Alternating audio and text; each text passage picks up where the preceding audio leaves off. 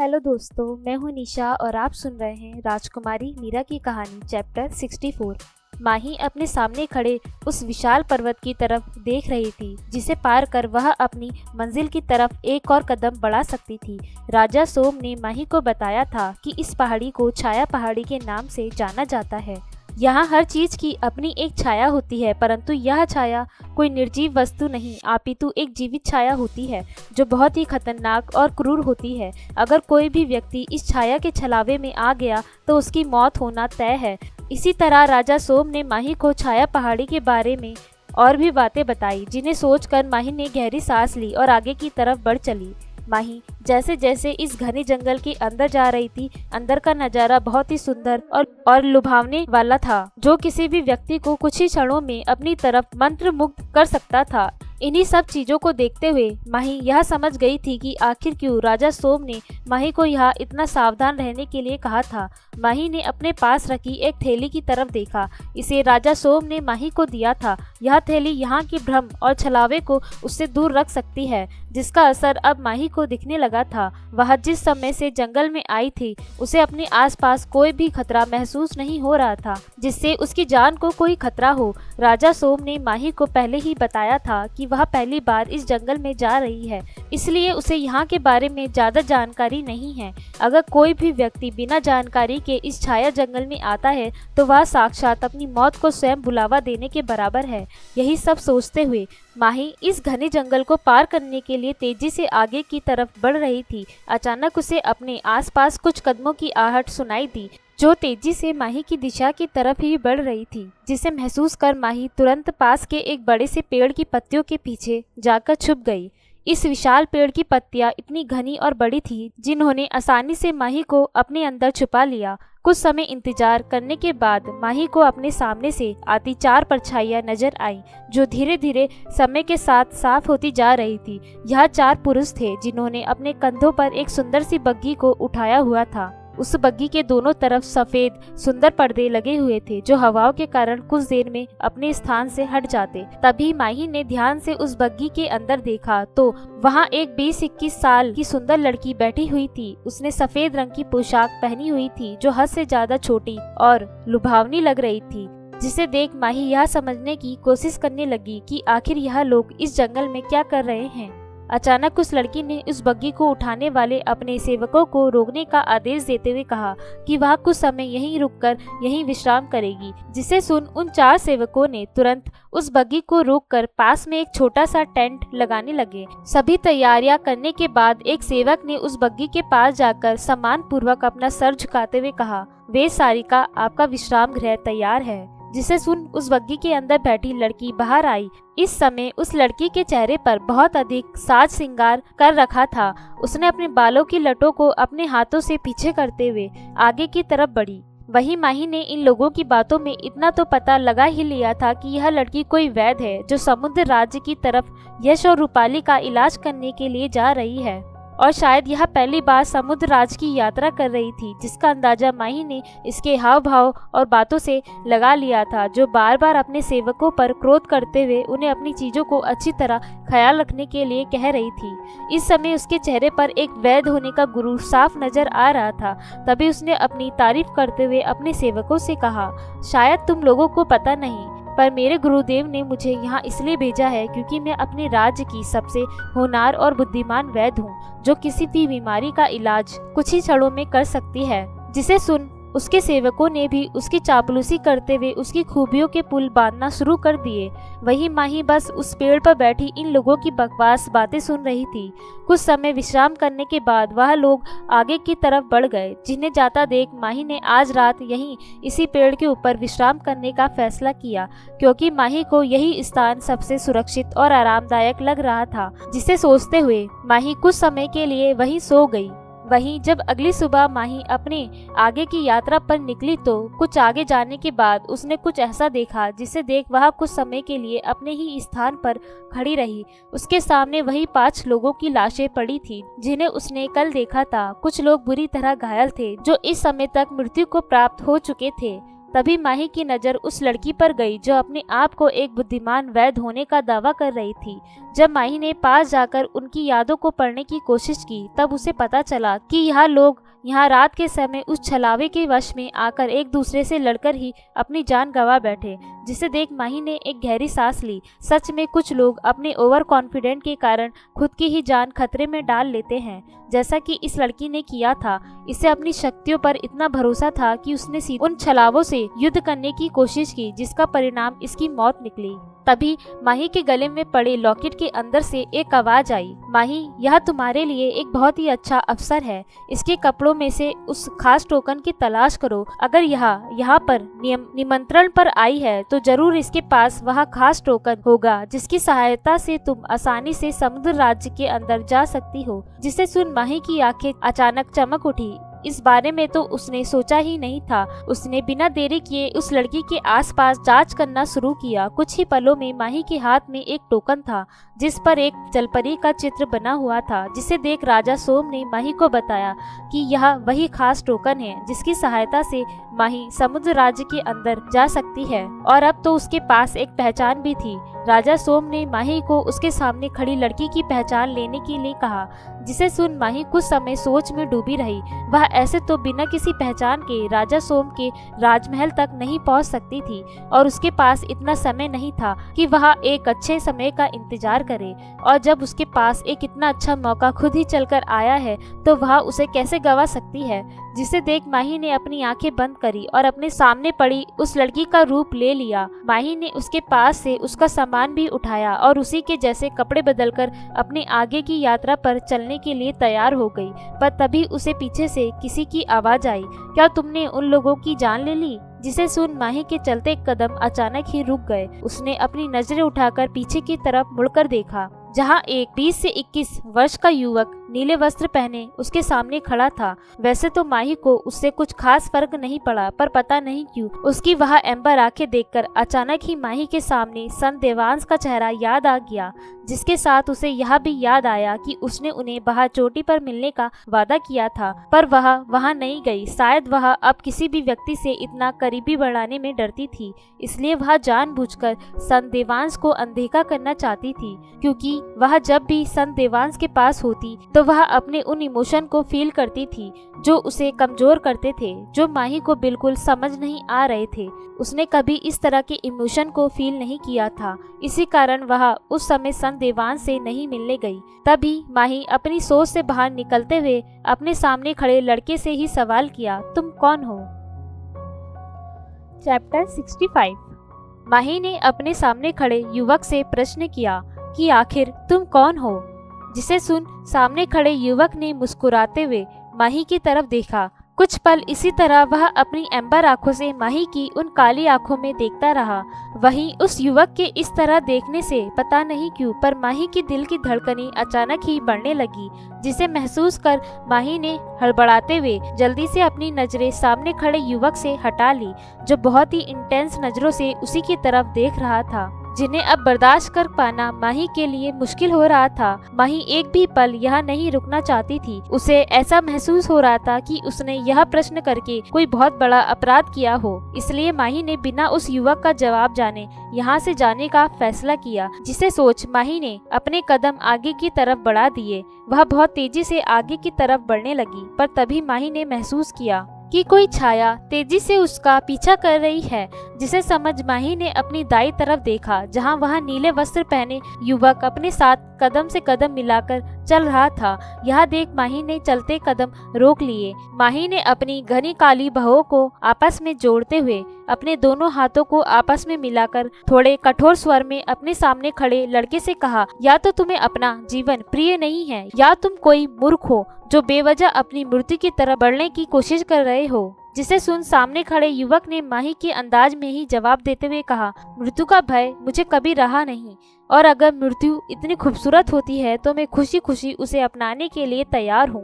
वहीं उस शख्स के ऐसे चंचल स्वभाव को देखकर माही ने गुस्से में अपनी आंखें बंद कर ली। माही ने अब इस व्यक्ति को अनदेखा करने का फैसला किया। वह इसके साथ व्यर्थ की बातों में अपना समय बर्बाद नहीं करना चाहती थी, इसलिए माही अपने आगे सफर की तरफ बढ़ने लगी, जिसे देख उस सुंदर युवक ने जल्दी से माही को रोकते हुए कहा, मेरा नाम देव है, मैं एक बंजारा हूँ जिसका कोई स्थान नहीं और ना ही कोई परिवार है। तुम मुझे बहुत ही ज्ञानी और एक अच्छे स्वभाव की व्यक्ति लगती हो, तो क्या तुम मुझे अपना सेवक बनाकर अपने साथ रख सकती हो?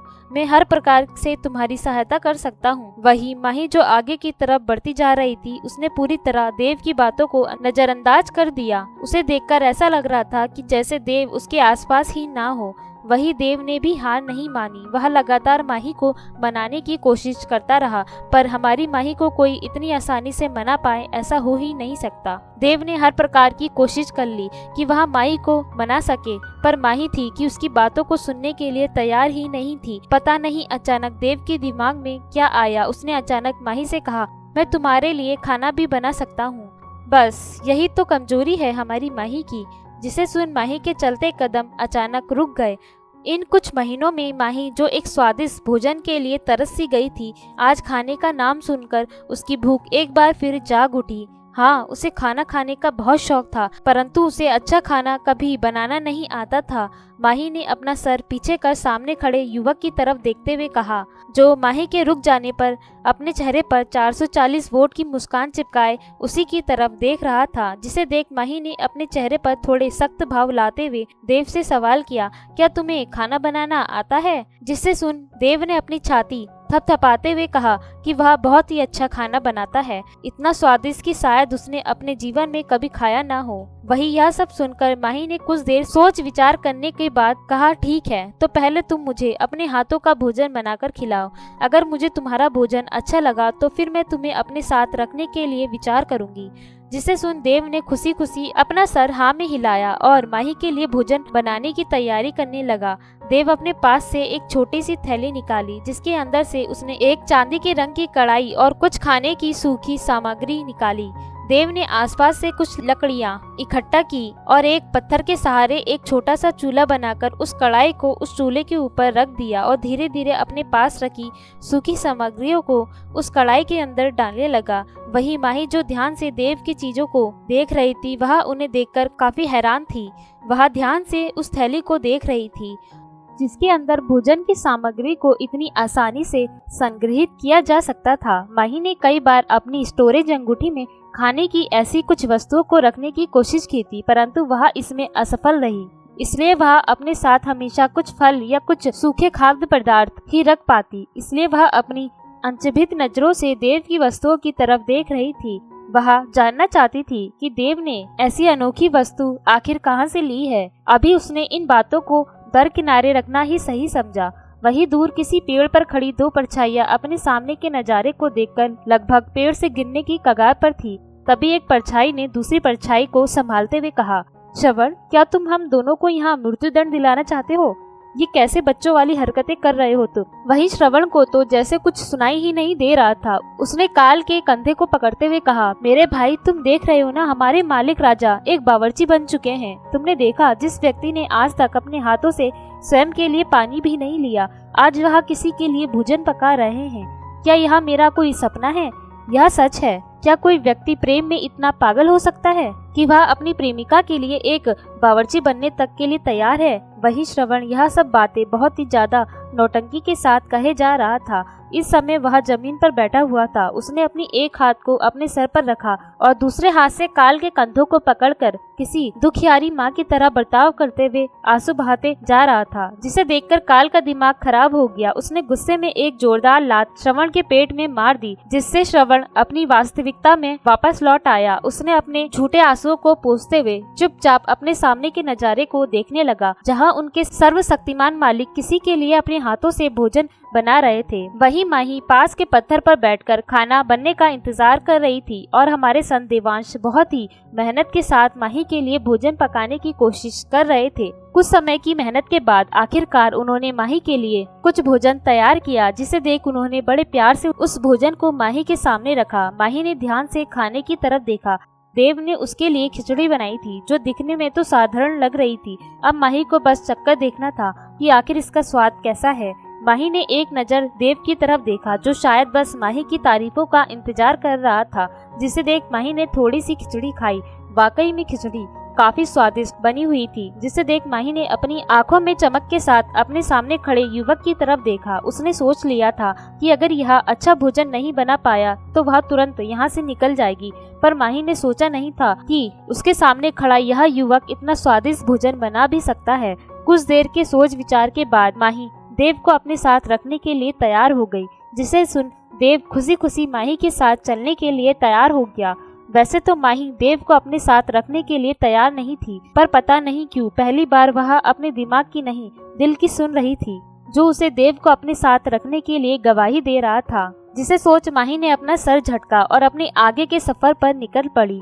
वह अब एक भी पल यहाँ आराम नहीं करना चाहती थी, क्योंकि वह जितना समय इस जंगल में रुकती उसके लिए खतरा और भी बढ़ जाता। इसी तरह चलते हुए लोग छाया जंगल की आखिरी चोर तक पहुँचे। इस पूरे समय में देव ने बातें कर करके माही के सर में इतना दर्द कर दिया था कि माही ने परेशान होकर देव के मुंह को बांध दिया और उनके दोनों हाथों को रस्सी से बांधकर अपने साथ लिए आगे की तरफ बढ़ रही थी। पर तभी अचानक एक विशाल काली छाया माही और देव के सामने आ गई, जिसे देख देव डरते हुए तुरंत माही से चिपक गया। वहीं माही ने अपनी नजरें नीचे कर अपने से चिपके हुए इस व्यक्ति को देखा जो रोनी सूरत लिए उसी की तरफ देख रहा था। देव ने जल्दी से अपने चेहरे पर बांधा कपड़ा निकाल कर थोड़ा डरते हुए कहा, यह बहुत भयानक है, मुझे बहुत डर लग रहा है। जिसे देख माही का मन तो कर रहा था कि वह एक थप्पड़ मारकर देव को खुद से दूर कर दे, पर जब उसने देव की ऐसी बातें सुनी तो उसने उसके सर पर हाथ रखते हुए कहा, ठीक है, डरने की जरूरत नहीं है, यह कुछ नहीं करेगा। अब हटो मेरे पास से, वरना यह हम दोनों को ही मार डालेगा। जिसे सुन देव ना चाहते हुए भी माही से दूर हो गया। माही का ध्यान देव के बनते बिगड़ते भावों पर नहीं गया था। वह अपने सामने खड़ी उस काली छाया की तरफ देखने लगी जो बहुत ही अजीब प्रकार की आकृति बना रही थी, परंतु यह दिखने में बहुत ही विशाल थी। माही को समझ नहीं आ रहा था कि आखिर यह किस वस्तु की छाया है। कुछ देर और ध्यान से देखने के बाद माही को पता चला कि शायद यह किसी विशाल जानवर की छाया है। तभी उस जानवर ने अपने पास से निकलते हुए अनेकों हाथों से माही की तरफ हमला किया, जिसे देख माही ने तुरंत देव का हाथ पकड़ा और पीछे की तरफ खिसक गई। परंतु वह छाया जानवर भी लगातार अपने विशाल लताओं से माही के ऊपर हमला करता रहा। माही को समझ नहीं आ रहा था कि आखिर वह उसे खत्म करे तो कैसे करे। माही ने अपनी तीनों शक्तियों का उपयोग कर लिया था, परंतु उसके बावजूद भी उसका इस जानवर पर कोई असर ही नहीं हो रहा था, जिसे देख माही भी काफी हैरान थी। यह पहली बार था जब उसके वार इस तरह खाली जा रहे थे। तभी देव की आवाज माही के कानों में आई, मुझे लगता है इनसे बचने के लिए तुम्हें उजाले में जाना चाहिए, क्योंकि उजाले में ही छाया को नष्ट करने की शक्ति होती है। जिसे सुन माही ने तुरंत मुड़कर देव की तरफ देखा, जिसके चेहरे पर अभी भी डर के भाव बने हुए थे। कुछ समय पहले जो देव ने बातें की थी उसमें उसकी आवाज बहुत ही गंभीर और सत्यात्मक लग रही थी, परंतु अब उसका डरा हुआ चेहरा देखकर माही को ऐसा लग रहा था कि जैसे यह बातें किसी और ही व्यक्ति ने कही हो जो कुछ समय पहले माही से बातें कर रहा था। माही को वह आवाज संत देवान से मिलती जुलती लगी थी, जिसे महसूस कर माही कुछ समय ध्यान से देव की तरफ देखने लगी, जो इस समय डरा सहमा उसी की तरफ देख रहा था।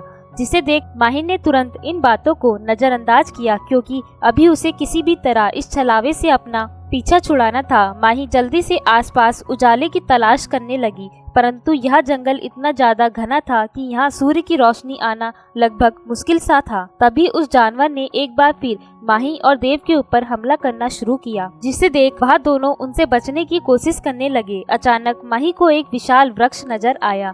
अगर वह उसकी चोटी तक पहुंच जाए तो यह जानवर वहां पर हमला नहीं कर पाएगा और शायद माही आसानी से जंगल से निकल सकती है। जिसे सोच माही जो अभी एक चट्टान के पीछे छुपी हुई थी, उसने तुरंत देव का हाथ पकड़ा और उस विशाल वृक्ष की तरफ भागने लगी, जिसके पीछे वह अजीब सा दिखने वाला जानवर भी भाग रहा था। माही तेजी से विशाल वृक्ष पर चढ़ी, जिसके साथ देव भी उतनी ही तेजी से चढ़ने लगा था, जिस पर माही का ध्यान अभी नहीं गया था। कुछ समय में वह दोनों विशाल वृक्ष के ऊपरी हिस्से पर थे, जहां सूर्य की रोशनी आ रही थी। वहीं जब उस जानवर ने अपनी लताओं को माही की तरफ भेजा तो सूर्य की रोशनी के कारण वह जलने लगी, जिसे महसूस कर उस जानवर की एक तेज, दर्दनाक और डरावनी चीख पूरे जंगल में गूंज गई। उसने तुरंत अपनी लताओं को नीचे की तरफ खींच लिया और गुस्से में ऊपर की तरफ देखने लगा। इस समय उस छाया जानवर की लाल आंखें माही अपने ऊपर महसूस कर सकती थी, जो बहुत ही गुस्से में उसे देख रहा था। परंतु माही ने इन सब चीज को नजरअंदाज किया और उसकी स्टोरेज अंगूठी में मौजूद छोटे ड्रैगन को उसका रूप बदलने का आदेश दिया,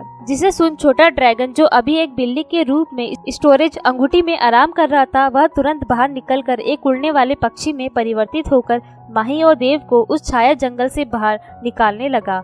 वही अपने शिकार को इस तरह दूर जाता देख वह जानवर गुस्से में पागल हो गया। उसने एक दो बार गुस्से में अपनी लताओं को ऊपर की तरफ भेजा, परंतु सूर्य की रोशनी के कारण वह हर बार हार जाता। अब वह बस अपने भोजन को खुद से दूर जाते हुए देख सकता था।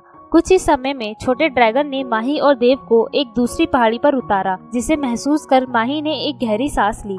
वह छाया जंगल से बाहर आ चुकी थी, जो उसके लिए मौत के मुंह से बाहर आने के बराबर था। माही ने ठान लिया था कि उसे राजा सोम से इन जंगल और जंगलों में बसे जानवरों के बारे में और भी ज्यादा जानकारी लेने की आवश्यकता है। अब वह बिना तैयारी के लापरवाही से आगे नहीं बढ़ सकती थी। अब बस माही को इंतजार था तो बस रात का।